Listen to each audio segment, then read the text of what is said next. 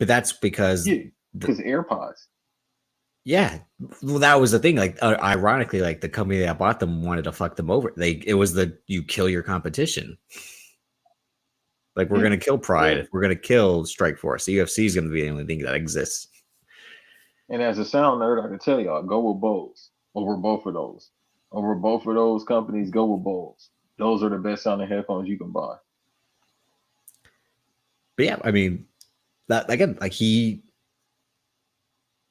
became a businessman. I think because he didn't want to put out the music he was making. That was again the biggest takeaway else from the Defiant ones is like not just like Eminem saying he has stuff in the vault that doesn't release, but when Jimmy Iovine's like, "You're not doing anything, we got to find a way to make revenue," and he's like, "What about sneakers?"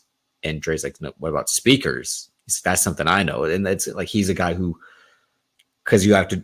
I get pissed about two things we're going to talk about as we're about to segue to our next thing is like athletes have to be more than an athlete now. I'm not just saying that because the whole LeBron James thing. I'm not also saying they need to shut up and dribble like that either. But the whole Alex Rodriguez not being able to buy the Timberwolves fiasco is because he's an athlete trying to be more than an athlete.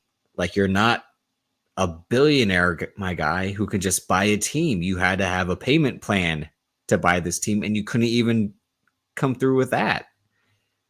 But because we're in this age where athletes can't just be commentators or can't be even retired and just sit quietly because they need that fame or they need that money because it's all gone or they're just addicted to it, that they have to try to do crazy shit like buy an NBA team they can't even afford. Because everyone's saying the smart thing about it. Like, if they can't afford the payment plan to buy the Timberwolves, how are they going to afford the payroll of the team once the payment plan's done and they are the owners? Like, how are you going to pay Ant Edwards, Carl Townsend, Rudy Gobert, and whoever else you're going to want to add to the team? Not to mention the employees and all that.